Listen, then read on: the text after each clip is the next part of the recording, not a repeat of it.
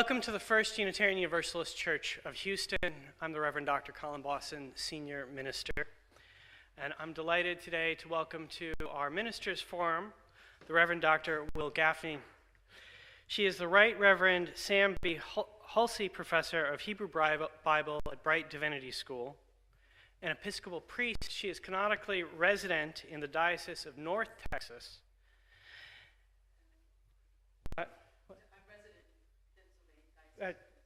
Canonically resident in Pennsylvania, and a former Army chaplain and congregational pastor in the African Methodist Episcopal Zion Church. An acclaimed womanist biblical scholar, she's the author of numerous books and scholarly articles. The first two of her volumes, Women's Lectionary for the Whole Church, were just published. 2 more volumes will be following in the coming years. Her other works include a Womanist Midrash, a reintroduction to the women of the Torah and the throne, and daughters of Miriam, women prophets in ancient Israel. Her program this morning is titled A Woman's Lectionary, Translating for Thirsty Ears and Hungry Eyes. Her appearance is supported by the Hopkins Library Fund. And while I have your attention, I'd like to invite you to the next Ministers Forum, which will be held March 30th at 5:30 p.m. at Texas Southern University, and feature a conversation with John Bunchy Creer, Southwestern Regional Representative of the Black Panther Alumni Association. But for now, please join me in extending a warm welcome to Dr. Gafney.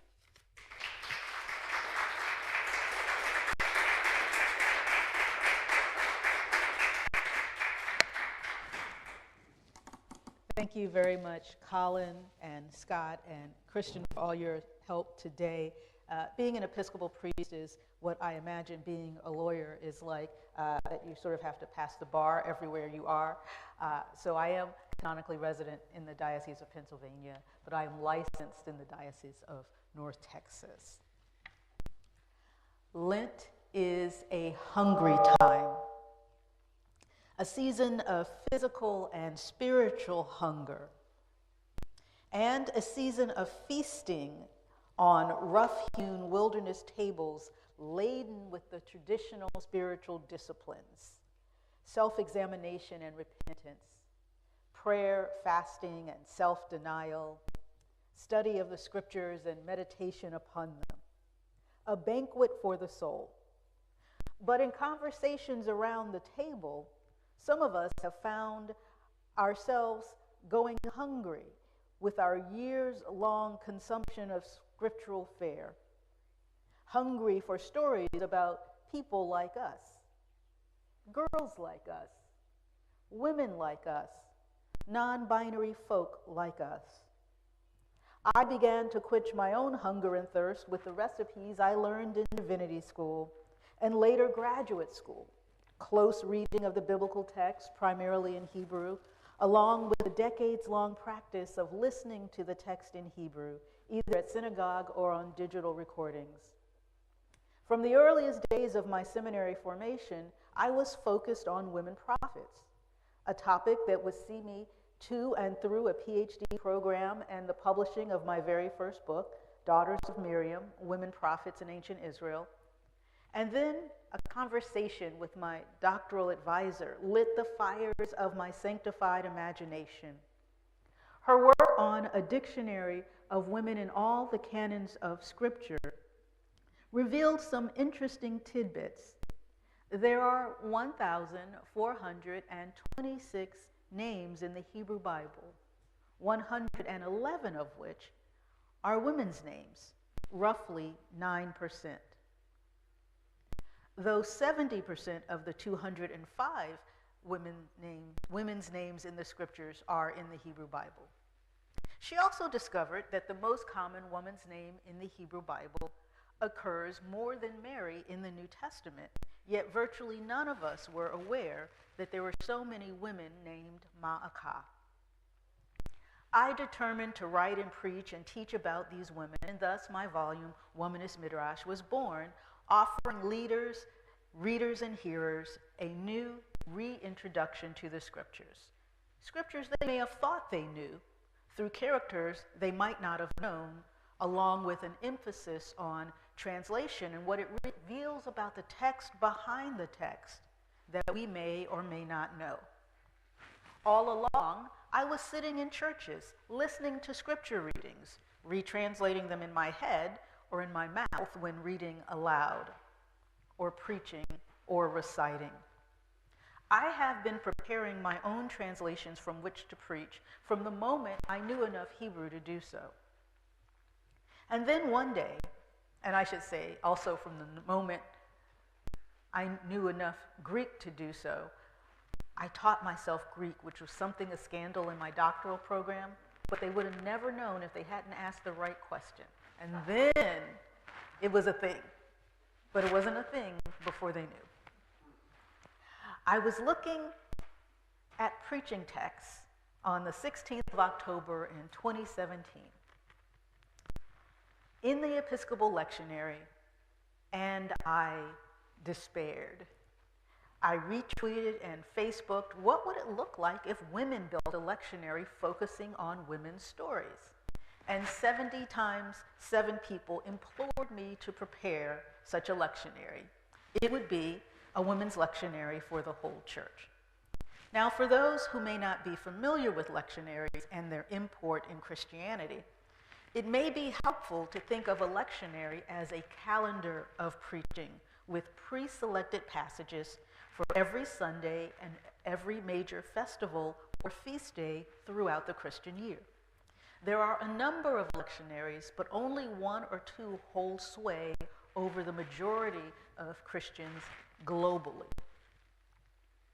Those who do use one of the lectionaries represent some 60 to 70% of Christians on this planet.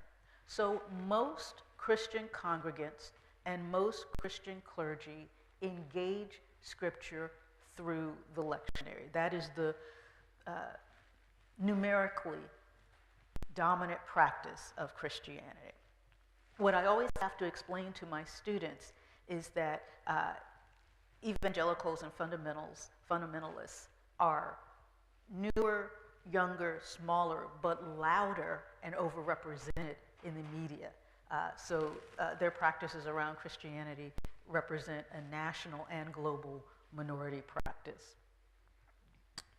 Unsurprisingly, the lessons in the standard lectionaries that are chosen for preaching are androcentric, as the scriptures themselves are androcentric.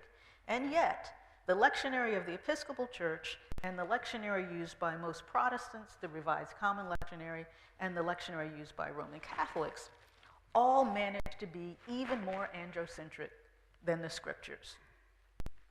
It takes intent to do that. After all, as I just told you, there are 111 women whose names are preserved in the Hebrew Scriptures, and there's only 52 Sundays in a year. And that's without including all of the nameless women who are the daughter of, wife of, sister of, mother of some man. So I designed an entirely new lectionary in the traditional 3-year cycle, with 1 year each focusing on Matthew, Mark, and Luke, and with John sprinkled about, as is the current practice in all of the extant lectionaries, and a separate single-volume, standalone lectionary that goes through all 4 Gospels. There's not quite one of those. So it's still a 3-year lectionary project, but there are 4 volumes because very much like Torah reading practices in synagogues, you have the option of a 3-year cycle or a 1-year cycle. That 1-year volume was particularly designed for congregations that do not use a lectionary and wanted to explore a women's year of preaching, wanted to do it with this scholarship in this format, but clergy who could not see themselves committing to a 3-year cycle and choosing any one volume from the 3 volumes would mean that you are only preaching from a single gospel, and those clergy would prefer, as would many, if not most clergy, to have contact with all the gospels in a year. So that was some of the impetus behind the standalone volume. Designing these lectionaries required selecting passages for each Sunday, festival, or feast day, and there are at least 4 lessons.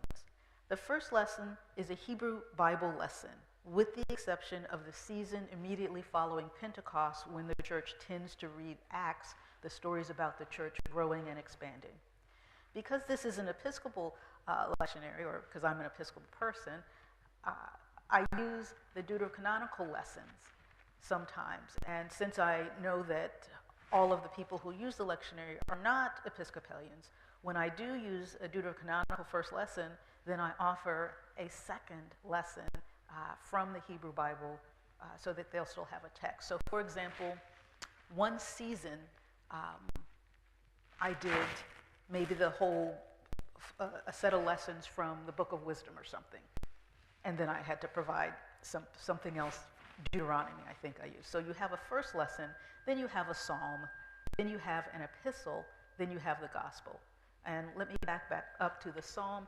It can be the psalm, a psalm, or any canticle. There are canticles throughout Scripture, and then there are poetic canticles outside of Scripture.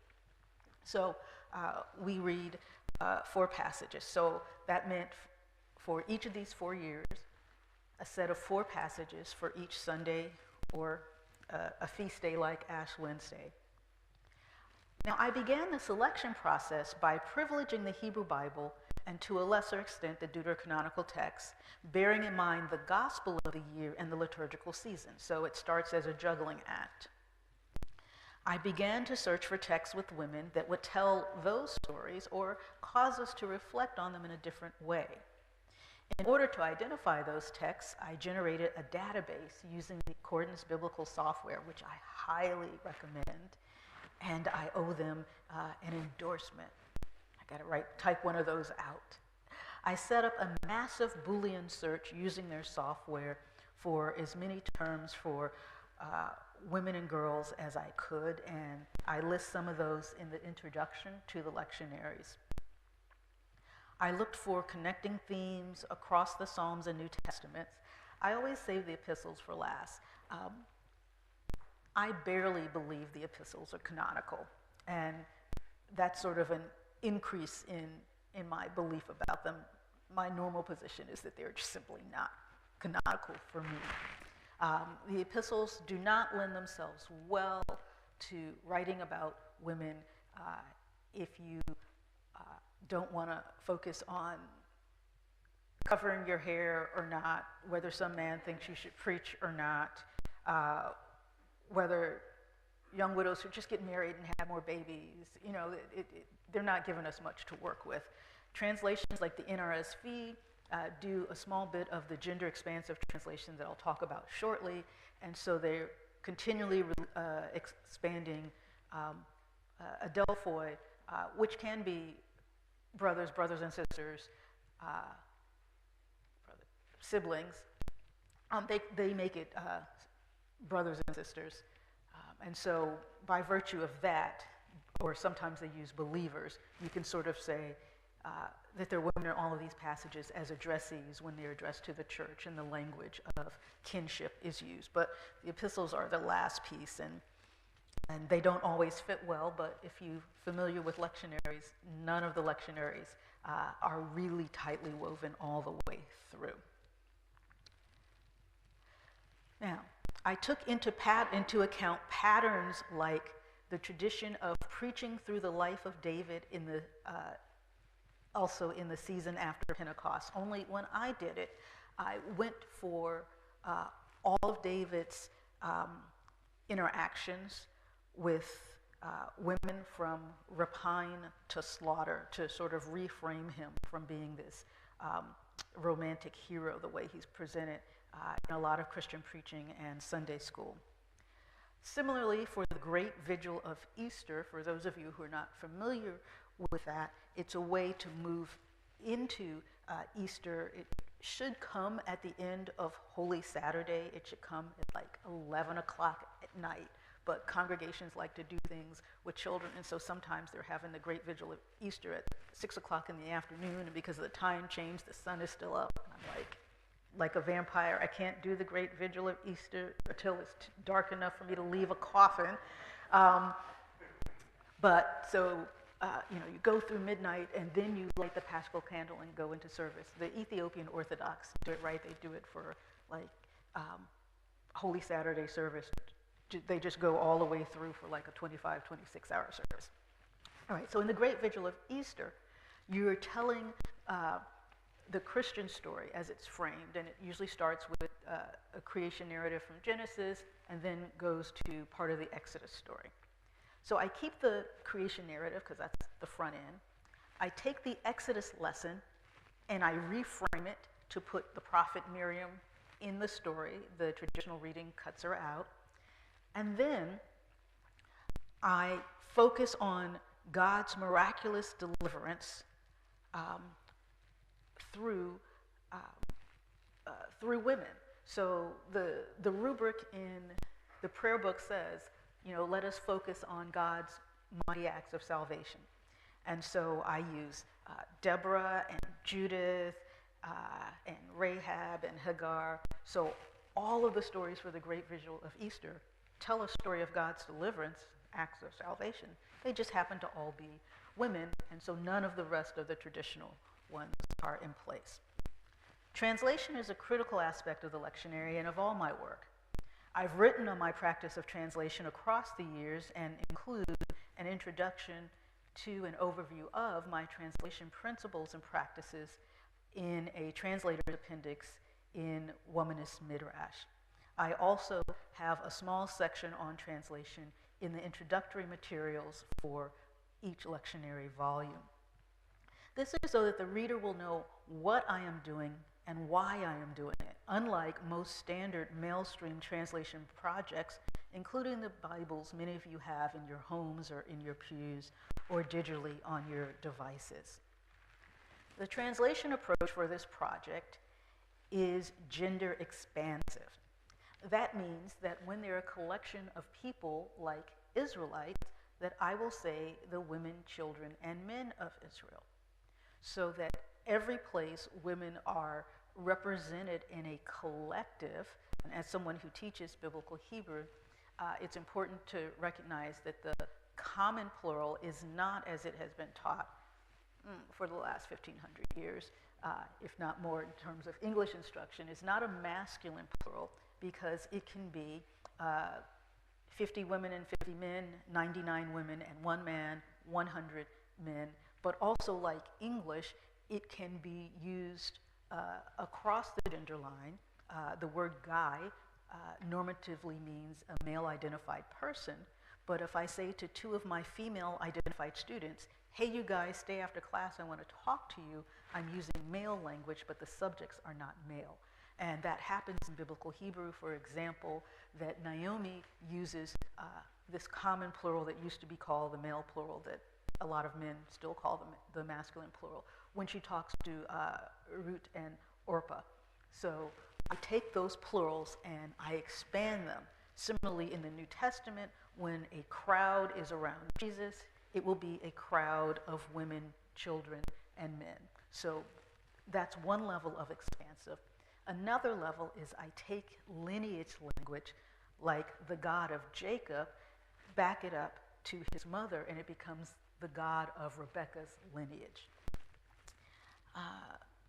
Similarly, I use some non-binary language for human beings and God as well, and I also do not use the title Lord in the text for God. It's a slave-holding title in the text and in the world of the text.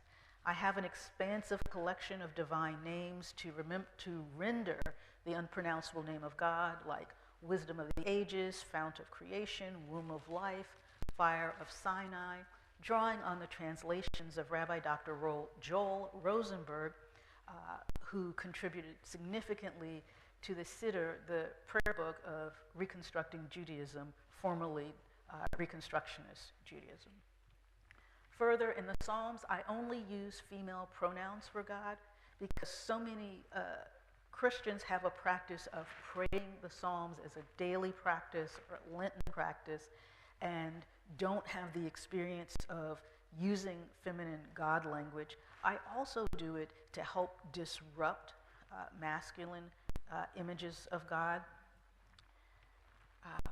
And I choose the feminine explicit language because inclusive and neuter language, creator, redeemer, sustainer, does not dislodge a masculine image, right? And you know that because although some people will fight about creator, redeemer, and sustainer, but people who might accept that language, who have trouble with an explicit she or mother, what that's telling you is that they are layering neutral language like creator and redeemer on top of the masculine God image in their head. But when the language is womb of life, and they do that thing like a robot that has to reset, it's because it's now being challenged, if not dislodged.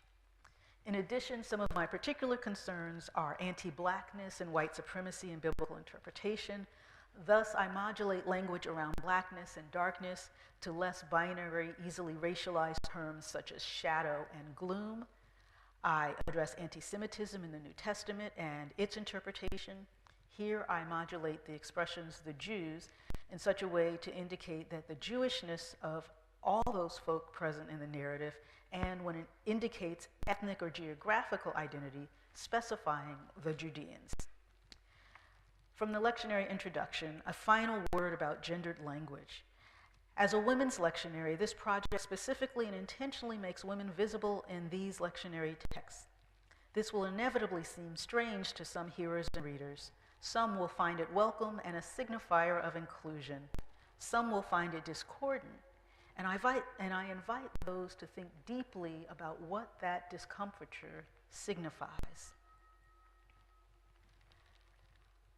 These responses may well be multiplied when reading and hearing the Psalms using feminine pronouns, and some will find the language in these volumes insufficiently inclusive.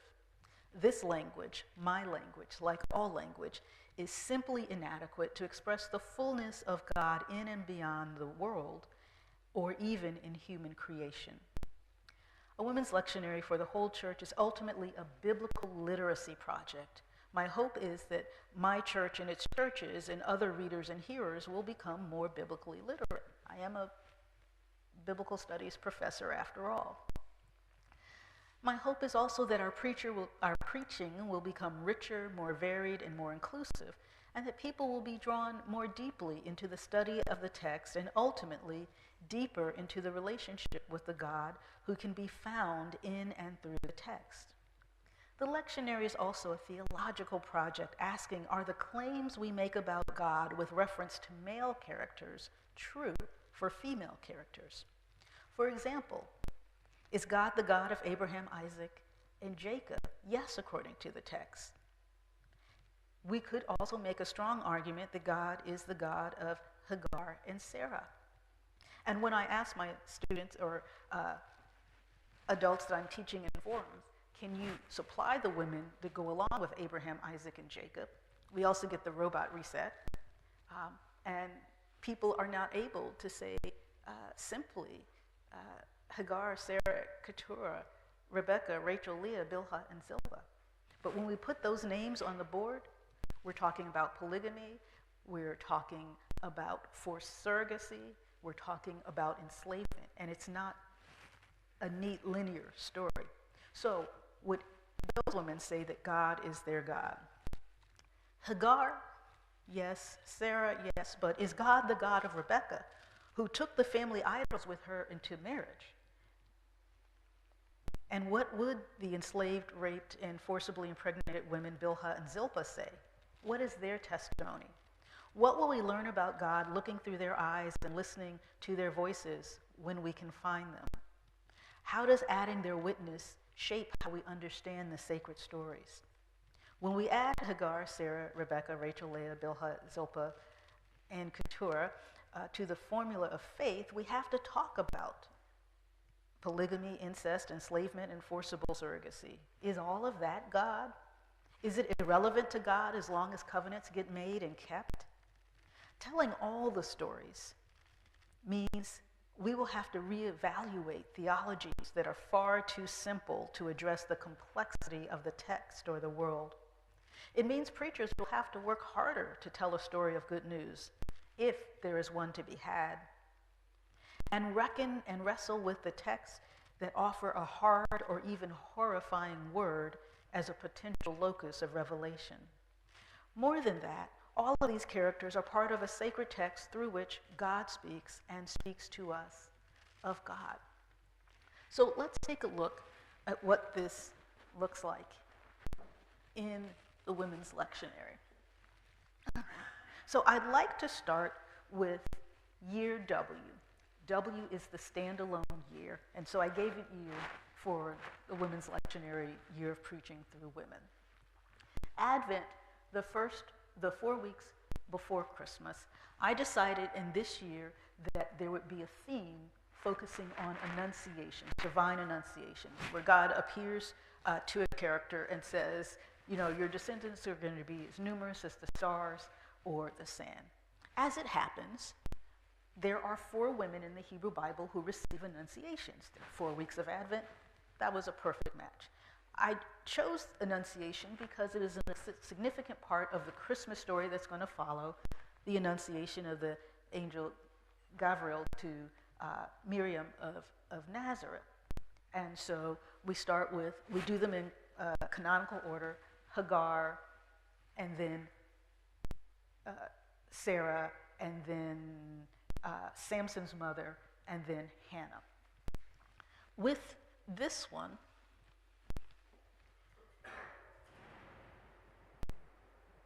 the psalm I chose is 74. And one of my practices when picking the psalms was to think about how would the woman or women in the first passage respond to their situation. And often I imagine them praying the psalm. So Hagar has run away because of Sarah's physical and sexual violence. The language that describes the abuse of Hagar by Sarah is the same verb that describes the abuse of the enslaved Israelites in Egypt. And there are a lot of sort of parenthetical groupings between those two texts. And so as Hagar has run away, she prays, "My God, rescue me from the hand of the wicked." Now, this set of readings is one of the few where the epistle was a very strong component of the readings. Many know this as the kenosis passage, where a pre-existent Jesus empties out his divinity and takes on a human body to come into the world. And so, humbling himself, I've got to get this one back over here. Humbling himself, that would be pre-existent Christ, and becoming obedient to death on the cross. But what gets run over is this right here, taking the form of a slave. So I have this passage paired with the Hagar passage, so that when we read about Hagar having been forced into sexual servitude to be impregnated by Abraham by rape, having been sold to Sarah and Abraham at some previous age, having been battered by Sarah so much that she runs away, that this is Jesus, the form of a slave, and making that explicitly, and in an American preaching context, tying that in with our post-enslavement culture. And then, because we're moving to Christmas, we have a traditional reading. So that is one example. The readings are followed by a set of text notes, come along, where I do the technical language things. And here I talk about the Israelite piece, Israelites in Egypt piece. If there's any variety in translation, any manuscript issues, I use all of the manuscripts, by which I mean the Masoretic text of the Hebrew Bible, the Dead Sea Scrolls, the Aramaic Syriac Peshitta, sometimes the Samaritan Torah, the Greek Septuagint, and occasionally the Latin Vulgate. So, I'll run through those here. And then the last piece will be thinking about preaching. And so you can see the genesis of the sermon here with reference to Cornel West quoting Augustine. So the next one I want to show you is from Year A, which focuses on Matthew. Pardon my back.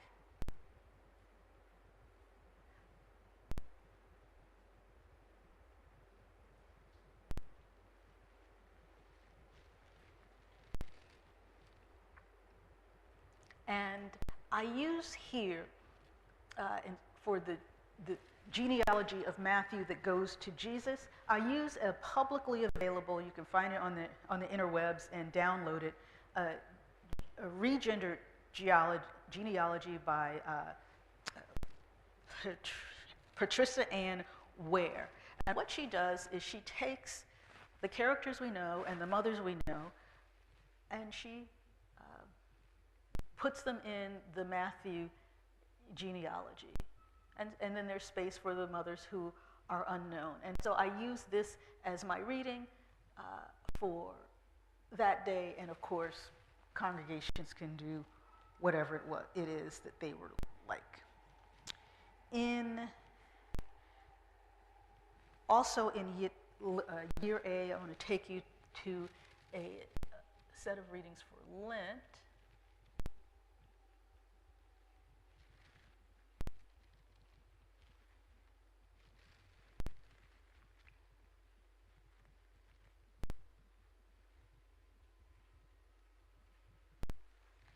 So in this latter section of Isaiah, there are these characters who proclaim good news to Zion.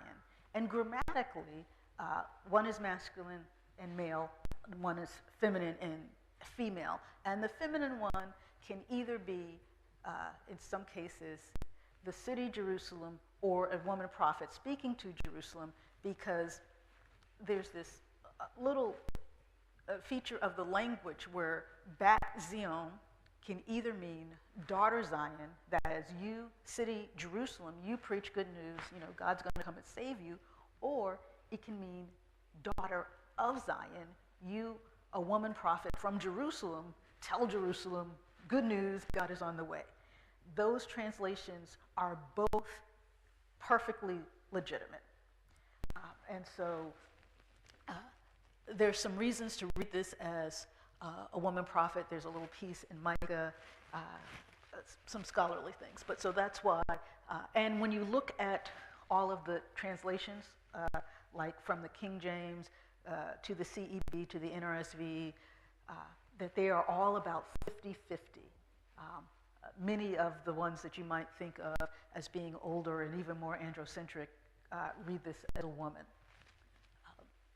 So I take this woman who preaches good news, and oh, by the way, this proclamation of good news, this is the root of the word that will become evangel in Greek.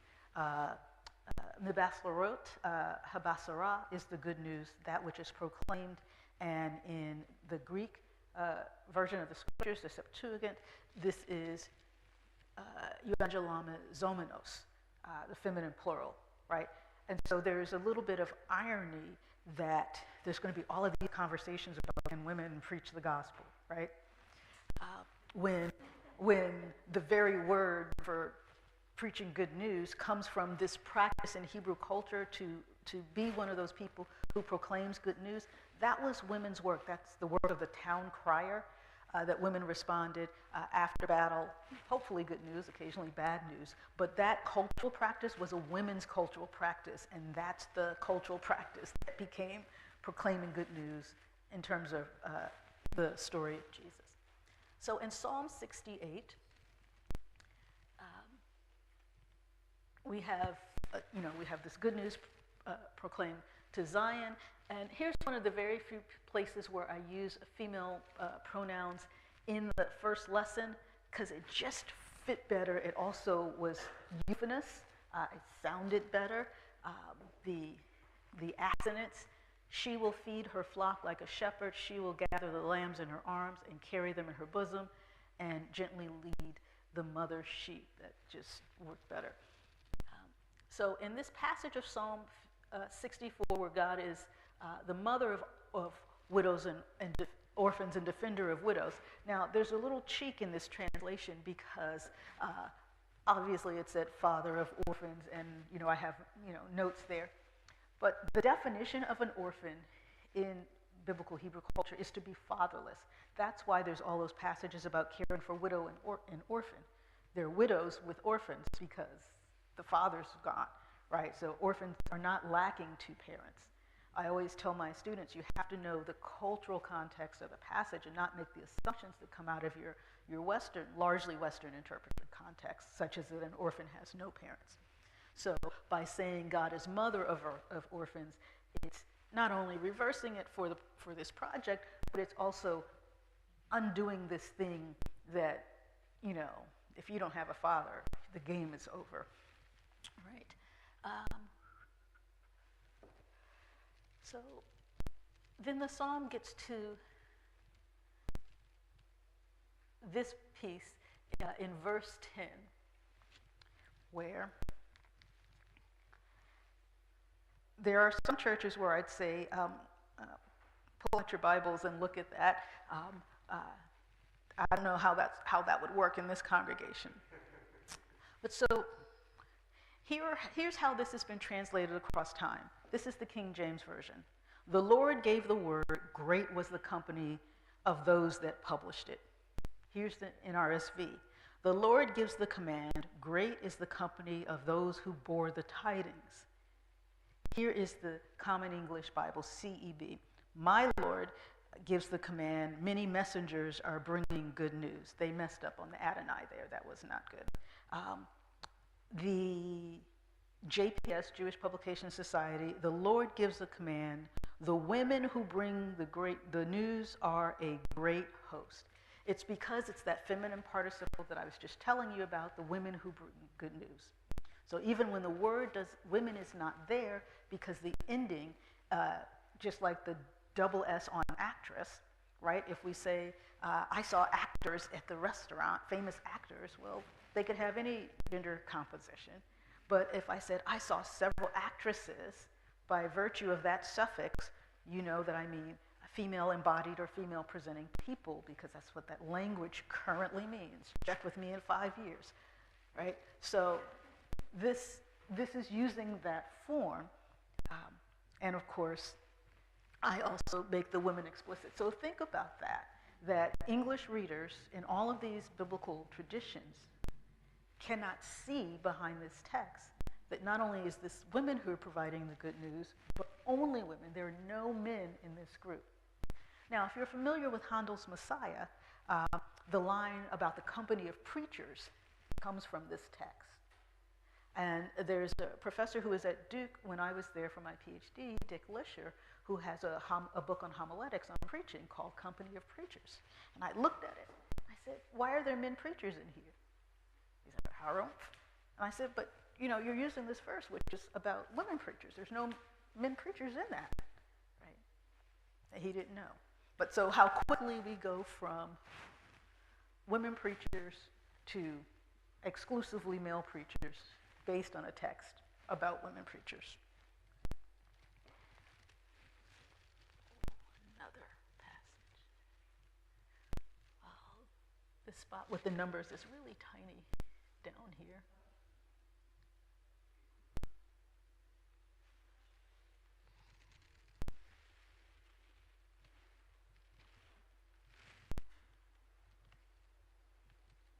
Okay. This text does come with a disclaimer. I'm not reading the previous part of it. It is the text where Amnon commits an incestuous rape against his sister. So we read the passage where the assault is. The passage ends with the perpetrator hating the victim, and greater was his hatred than his love of her. Now, a lot of translations will not keep that as love. They'll turn it to lust or desire. I talk to my students about this. I use love because there are people in the world who say they love you and then they hurt you. They use the word love and then their actions are not consistent with what most of us understand to be love. And there are a couple of places like this where the text says love, says the man loved her and then there was an act of sexual violence. So being true to the text and true to the lived experience. I also use things like this to tell my students, to their great amusement, that I'm a literalist. All right. So he puts the woman out. Now, both of these people are David's children by different mothers. So David hears these things, and this is an important line, verse 21. So he's heard of the sexual violence, and he's angry, but he wouldn't bother the spirit of his son. He's just not going to bother the boy. They're both his children. This last passage, because he loved him, because he was his firstborn, another reason to keep loving these two different kinds of love here. That last passage about the firstborn, that is not in the Masoretic text, which is the standard Hebrew manuscript that we use to translate the Hebrew Bible. That's from the Dead Sea Scrolls.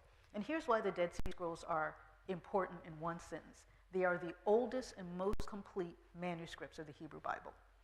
And so there are about 80 corrections to the NRSV from the Dead Sea Scrolls. In fact, the NRSV is a post-Dead Sea Scroll Bible intentionally, because they were finishing out that last revision of the RSV, and somebody said, dude, did you see what was in that cave?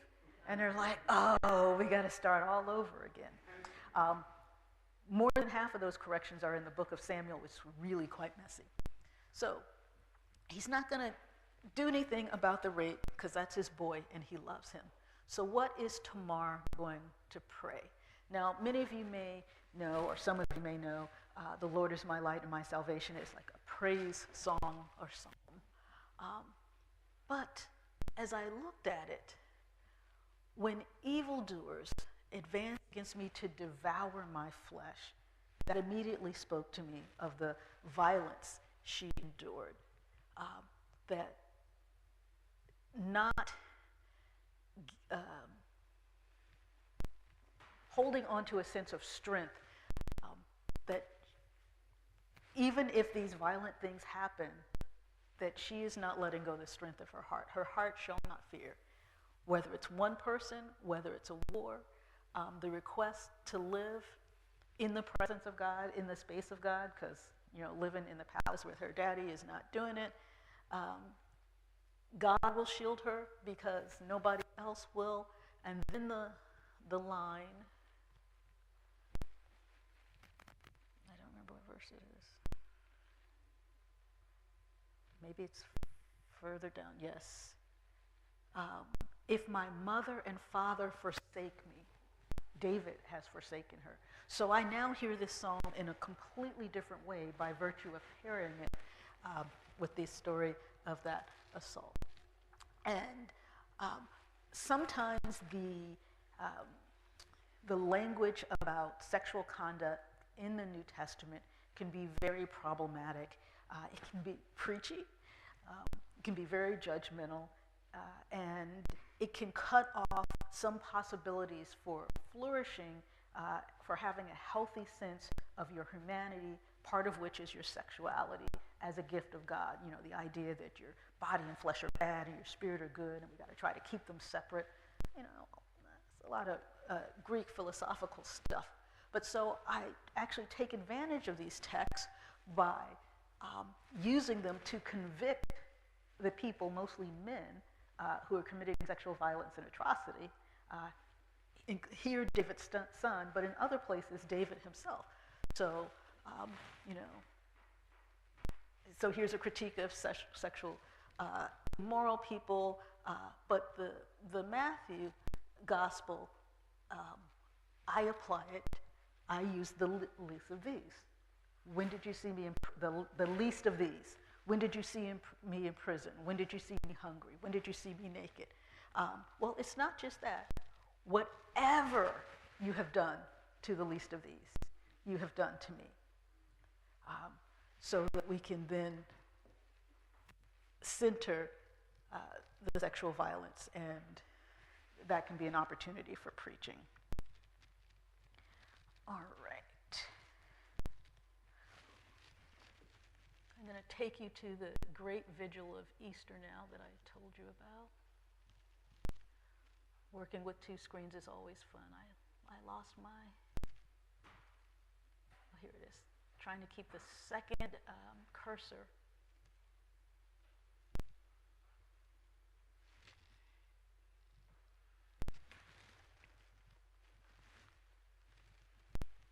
Okay.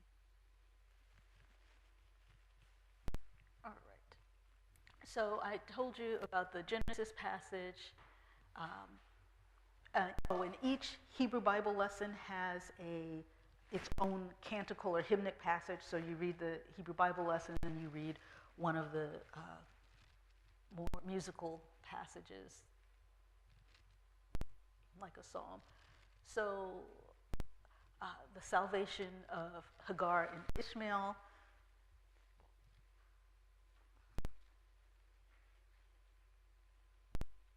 And here, Psalm 27 is doing a different thing. Exodus story spliced to get Miriam there, and then I use the Song of Miriam as the hymnic piece afterwards. Scholars have understood since probably about the 30s, if not earlier, then what is presented in Exodus 15 as the Song of Moses is actually the Song of Miriam that's introduced at the end, where she does one line, which is meant to be sort of like your index of first lines at the end of a hymnal, that one line encompasses the whole thing, and then the whole thing is put into his mouth. Rahab's salvation. Let's see. Deborah saving the people. And then similarly, I use Deborah's own psalm as the psalm after the lesson about her. Yehoshua, so Israel had one woman who ruled as king. The office of queen did not exist in ancient Israel or ancient Judah, but failure due to happenstance, her son dying on the battlefield, was queen mother, because that was what the office was. You became queen mother when your son became the monarch. Her son died, the other dude on the other side died. She's like, well, let me just take all of this. And she did what every other Iron Age monarch did. She killed everybody. The scholarship is like, oh, this is so unwomanly, this is so unmaternal. But nobody says it's unfatherly, when a male monarch goes out and kills everybody, including their own son. So she killed everybody. And I make the argument that she knew that women could be dangerous too, so that she killed male and female people. I'm looking for a tissue, so do pardon me.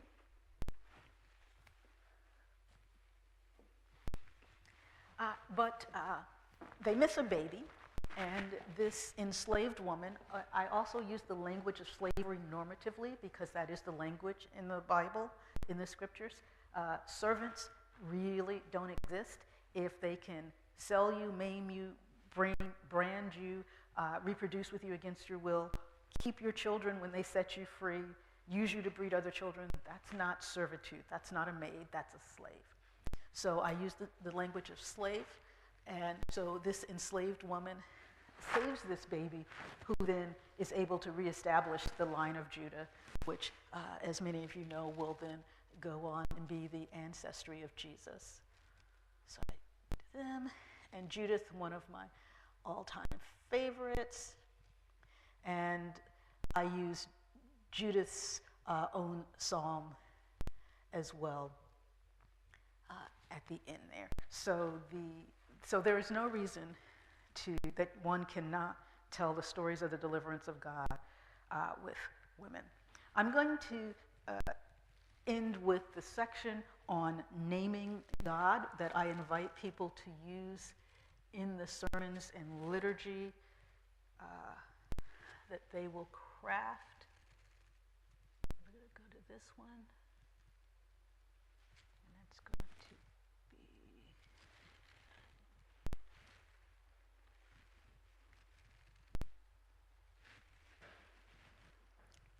So, God's most proper name is unpronounceable.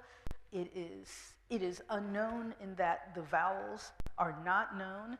When it is published with vowels, it is a scholarly guess at best, but it's also an anti-Jewish practice because it's Jewish tradition. You do not pronounce the most sacred name. Even Jesus, when he was saying things like I am and equating himself with God, did not practice the name. And it comes into Christian scholarship through post-Enlightenment scholarship. And here it's useful to remember that critical biblical scholarship happens just before the Second World War, largely in Germany, and cannot be disentangled from Nazism. In fact, a number of Christian biblical scholars of both Testaments and theologians were Nazis, some by choice, some they claim by force, let God sort them out. But so this practice, and some of you will have heard the name, and I will not say it, but so when you have the Yah element, Y-A-H in hallelujah, that's fine. But when the second H is added and then another vowel is in there, that's when it becomes problematic. I don't say it, I don't let my students say it. And so that name then is not pronounceable when you read Hebrew. And what happens is that you get sort of an ancient footnoting system called Ketiv Kareh in Hebrew, which means you see this, but you say this other thing. And so the other thing in the footnote system is Lord. And that's why we have Lord in our Bibles. It's not actually there in Hebrew. It's just a series of footnotes saying you can't say the proper name, so just say Lord. So I tell my students this parable. Moses went on the mountain, saw the bush talked to him, and we had this moment of crisis. I'm going to need you to tell me who you are.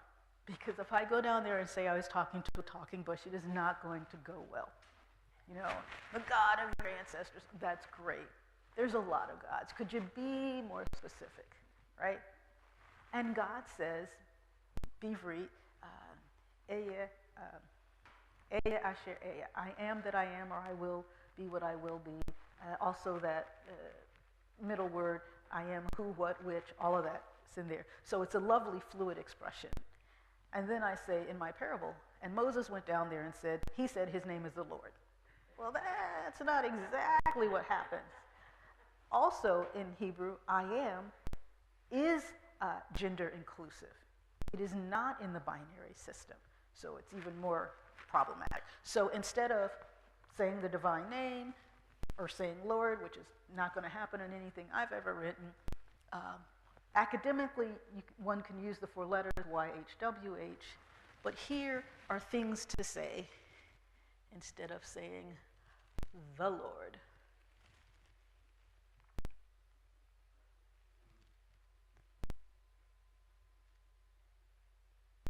And a few for Jesus. I'll close with a little bit on son of woman and woman born. That expression in Greek, huios tu anthropou, means child or son of humanity, in the same way that anthropology is the study of humanity and not the study of male-identified people. Now, the thing about the Jesus story, whatever you all believe about him, the thing that everybody agrees on is that he had a human mama. The other piece, that depends on your disposition. So it is no small degree of irony that the classical and traditional translation of huios tu anthropou has always been son of man. It's that's not the story, right? And so what they're trying to do in Greek is reproduce the Hebrew ben Adam in Aramaic bar enosh. That's why your bar mitzvahs are bars and not bins, because they're using the Aramaic there. So that expression, son or child of humanity, but in Hebrew, it's also tied in a little bit to the earth because the Adam comes from the Adamah. The earthling was created from the earth. The human from the humus. When I did that translation, my editor is like, why is there hummus here? I'm like, look. Count your M's, 2 different things, count your M's. So for that expression, I use the son of woman. And when we're talking about people, there's no one greater among the sons of men than John the Baptist. There's no one greater among the woman born than John the Baptist. So I used that in that way. It is my hope that this lectionary will enrich the experience of hearing and reading Scripture and invite readers and hearers into a deeper study of the Scriptures, their translation and interpretation. As I translate for thirsty ears and hungry eyes, starting with my own. Thank you.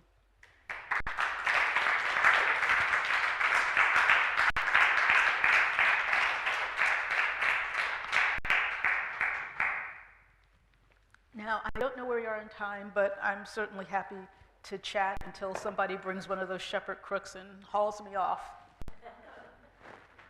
And going to fetch a chair.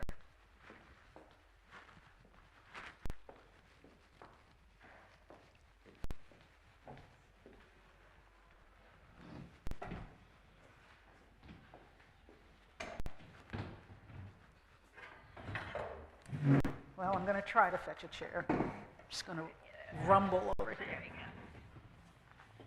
We didn't think about this part, so they're not punishing me by making me stand. I just decided I was going to sit down. Yes? How many people have been working on this lectionary project? It seems so extensive. Yes. One very tired person. So I have done all of this translation myself, all of the translation and commentary. The project, and you might have heard at home, the question was about who's doing this work.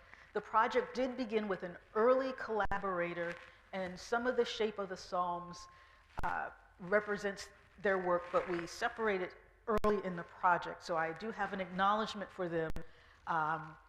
Their contribution, again, was some work on some Psalms. But no, this is all my work, and as I said in an academic presentation I did, was it last weekend? Okay, last weekend, that my thought was I was just going to massage the NRSV, just like fix some of the really religious things. But I'm really not that kind of translator, so I just started doing it. And I did the first volume in 2019. I had a full year sabbatical because I had funding. I did the second volume in 2020 because I was locked in my house.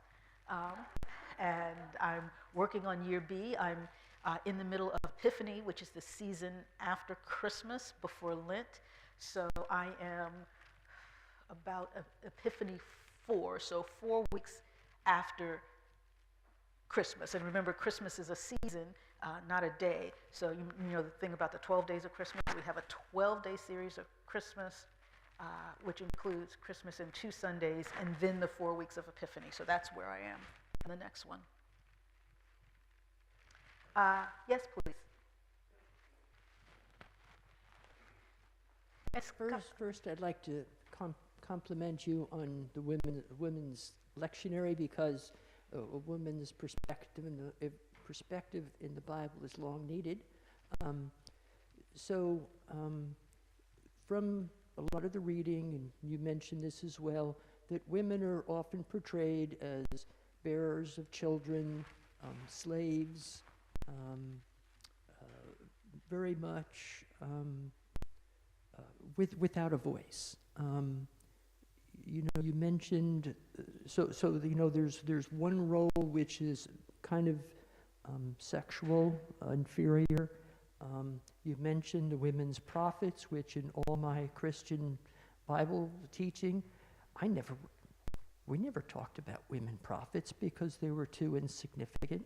But other than those 2 roles, what are some of the other patterns that you've noticed about women in the Bible? What other kinds of roles do they take?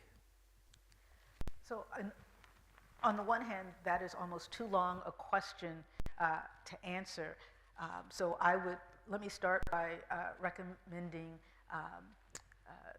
the volume by Carol Myers called Discovering Eve, which is looking for the everyday work of Israelite women, and she spends a lot of time on their contributions to household. But if you're talking about sort of job titles, from queen mother, prophet, judge, mourners guild, shepherd, potter, drummer, all of the household production, and we shouldn't think of that lightly. I invite my students to think about our stories of the West, including the conquest tale, but if you think about how a pioneering family had to survive, there were different gender roles. Women wore longer hair, they tended to wear skirts. Some might wear a split skirt if they wore horses, but they weren't doing gender the way the women back east were, with like the super fancy hair and all the pins. You know, they might just have one braid, right? But what they were doing is they were hunting and trapping and skinning, planting and harvesting, weaving, grinding flour, baking bread. So, you know, they're working sun up to sundown, and their family cannot survive without their labor. And so that's one of the ways to think about Israelite women. Women were also scribes. So the next book I'd recommend is my first book, Daughters of Miriam, which will take you through the women prophets, but it looks at women prophets in conversation with other women's guilds, like the Scribal Guild, like the Funerary Guild that's responsible for professional lamentation. A word about female scribes. There are 2 female scribes in the biblical text. It's a complicated thing, and I'll leave that for the book. But doing that research, I discovered that there were plenty of women scribes in the broader Mesopotamian world, including a woman named Amat Mamu, who had a 40-year career. So that time in the world, to have a 40-year career means you are extremely well-fed and well-cared for, that you're not succumbing to, you know, the dangers of being alive in the Iron Age. And she was Hammurabi's scribe. And so these Mesopotamian, Assyrian, Babylonian women scribes, they would sign their work. You know, Amu scribed a contract for whoever the dude was. So we just have a list of their names, and some of them were apprenticed by their fathers, and they would be identified. So-and-so, the scribe, the daughter of so-and-so, the scribe. So there is a tradition of women's literacy in the ancient world, and women participated in that. So I'll start you with those 2 books. And the third book, if you want to see a variety of women's stories in the Hebrew Bible with commentary and analysis, that would be my book, Womanist Midrash. And you can just, you know, Amazon Google me, and it'll be there. Thank you for your question. Could I have someone to bring that table and the water? Thank you so much. Yes? I'm puzzled, given the fact that the original Ten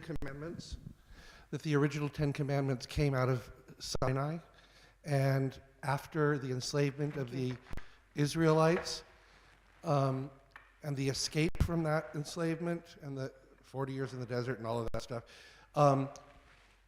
it's always puzzled me that as part of the original 10 Commandments, that the 2 that are missing that directly relate to your entire presentation are, thou shalt not enslave, and thou shalt not rape. Right. They are not in the original 10 Commandments. And given the fact that this whole history of people had just come out of enslavement, I find that as a peculiar and puzzling omission. So that means we then have to have a conversation about what the biblical text represents, the degree to which it represents God in the text and God beyond the text. And so I use that language in Womanist Midrash. God in the text is not always recognizable as God. And so there are times when I prefer God beyond the text to God in the text. The commandments, however much they may be divinely inspired, are going to be curated, ratified, edited, and preserved by people, people who did not see enslavement as a sin or a crime, and had a very limited notion of consent.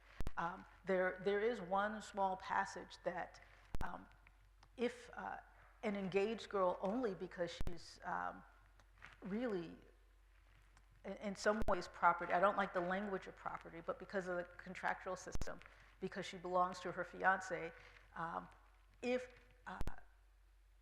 she says she was raped and she's in a field far away and nobody could have heard her, she gets the benefit of the doubt and the dude goes down.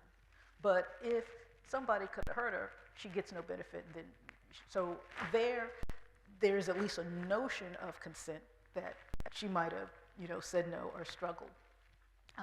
But we have to be honest, and particularly those of us who identify as Christians, that enslavement is normative, that Jesus considered enslavement normative. Jesus never freed anybody.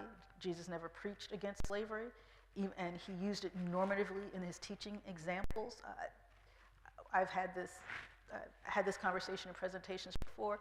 I've had this in my own religious life. Jesus knows that we're going to have that conversation. Should I get there? And I remain disturbed by the time he raised a boy and gave him back to his enslaver. Right? We have a spiritual in my tradition. Before I'd be a slave, I'd be buried to my grave and go home to my Lord and be free. He sent that young man back to his enslaver for physical and very likely sexual violence. Right? Don't do me any favors.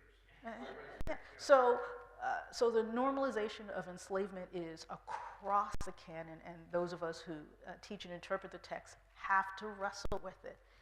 And for me, that is a sign that just like the rubric that some of us use for Jesus as human and divine, that the scriptures are human and divine.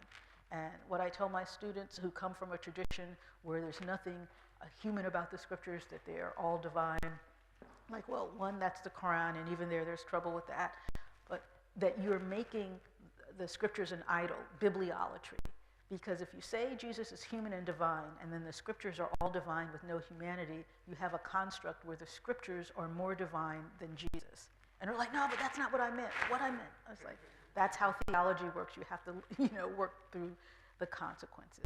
But yes, it is the depth and depravity of humanity, even in and throughout the scriptures. Yes. Hi, I really appreciate your work on the lectionary. I have a question, not about canon formation. I know that's a very lengthy, complicated conversation, but I have a question on I would like to hear your understanding of the word canon itself.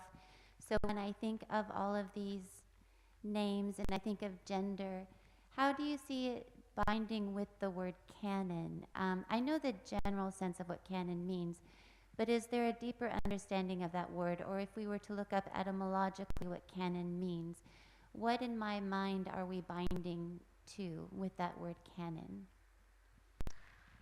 I'm still not quite sure what you're asking. If we were to get an Oxford English Dictionary or other resources, how would we understand the word canon itself? Does it have extra meaning beyond just what is included? I don't think of it as much more than, as a list. And texts are canonized, anything is canonized by the community that canonizes it, right?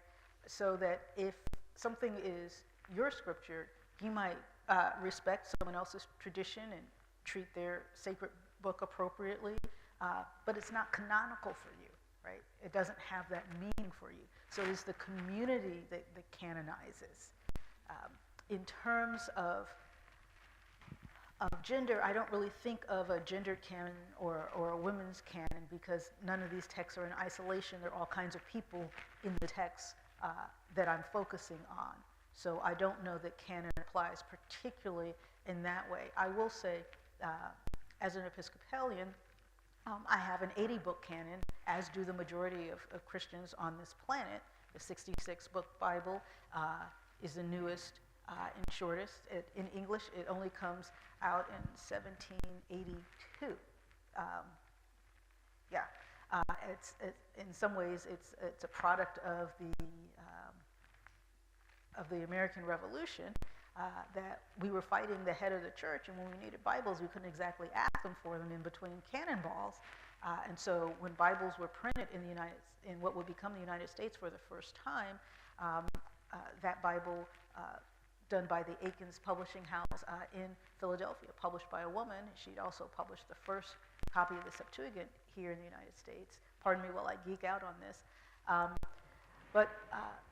Because Bibles were the provenance of the church, and back when Tyndale had published a Bible, it didn't go well. You get executed for printing a Bible in England without the permission of the head of the church, which was also the crown.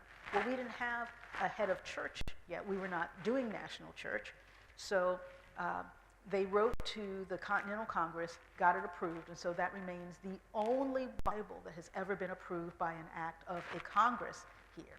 And perhaps because Patricia Aikens was from a Reformed tradition, we actually don't know, but she printed a short Bible. She printed a 66-book Bible. There was never a council of the church or anybody agreeing to 66 being normative. People who tell those stories are making stuff up after the fact. But then the very next Bible that was published had all of the books in it, because that was untenable. So the American Bible publishing tradition is both 80 books for those of us who have all the books, and 66 for those of y'all who are missing something. In terms of how I understand canon, it's been flexible from when the first, what you might call, New Testament was attached to the first Greek version of the First Testament. There were 84 books at one point, right? So we've had very flexible canons in Christianity. And of course, the Greek Septuagint is produced by North African Jews, a much longer set of books than the Hebrew Testament, and which is why Episcopalians, Catholics, Orthodox, and all the rest of us have 80 now, because we use all of the books in the Septuagint. Not all, most of the books in the Septuagint. We let the Sibylline oracles go. I've got one more question. In your work, as it's been received and talked about, could you name the most common critique of your work? Perhaps a trivial critique that you have to answer over and over and over again. And could you name the most profound, the one that you found personally most challenging? My experience of the publication and release of this was waiting for the shoe to drop, and it really never dropped. I did not get the kind of critique on this project that I expected.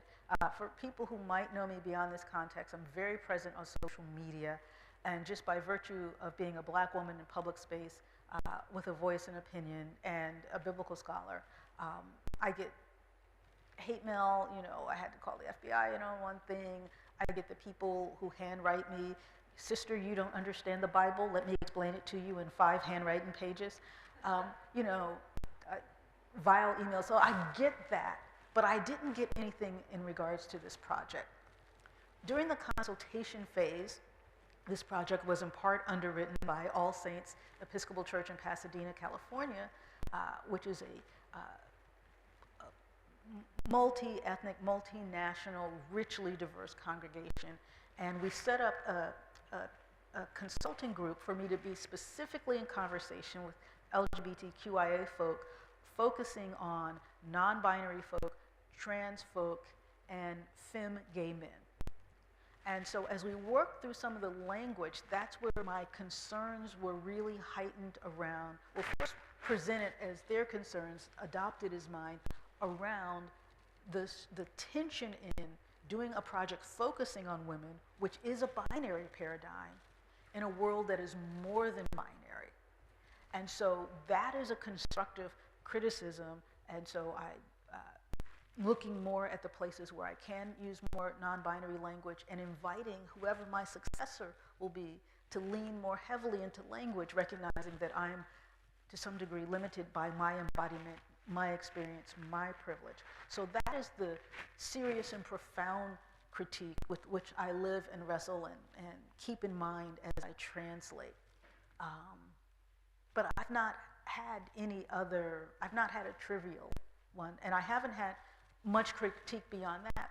We did a panel assess my academic work last Sunday, and there were suggestions about specific verbs, but that was probably the most critique I've ever had on the project. So I'm still waiting, yet I know the project is being used on 3 continents, and that bishops in the Episcopal Church have individually endorsed it. My bishop sent a copy to all his priests. The Bishop of Hawaii, where I do ministry, wrote a pastoral letter approving it for use for a whole liturgical season. Some people experiment. Archbishop in Australia wrote me about it, and they really don't ordain women clergy in the Episcopal Church. So I was like, hello, how am I on your radar? It's getting heavy use in Anglican churches in Great Britain, Scotland. So maybe I need to add, But so I have been surprised by how widely it's been received. I've been surprised by the sales numbers. We sold 10,000 copies in the first quarter. That's a lot. So it's out there being used. Yes. Could you comment on your use of the word womanist? I'm sorry. Could you comment on your use of the word womanist, which I've heard you use with the Bible, and I know it's how you define yourself and what I've read, as opposed to, let's say, the more traditional feminist? Well, feminist isn't more traditional. A womanist is a feminist. Womanism is black feminism that distinguishes itself from white feminism, which is often very classist and very racist. So womanist is a black feminist which are always interdisciplinary and are always looking at overlapping structural concerns like economics, ageism, homophobia. So womanism is a richer, thicker, deeper feminism, as Alice Walker, who I always have to say, who we revere for her articulation of feminism, of womanism, but condemned for her anti-Semitism. As Alice Walker said, womanist is to purple and feminist is to lavender. Richer, deeper, thicker feminism. So you're saying can I be a womanist? No, womanism is black feminism. It's the feminism of black women, and it emerges from the lived experience of being a black woman. And now in this gender-full, post-binary world, some of us talk about any lived, melanated femme experience, leaving that a little fuzzy around the edges for some people to find the way to talk about themselves in relationship to it. And you use it as you speak of the Bible. Yes. And the women of the Bible. Yes, I am a womanist. The work I do is governed by womanist principles and commitments. Thank you.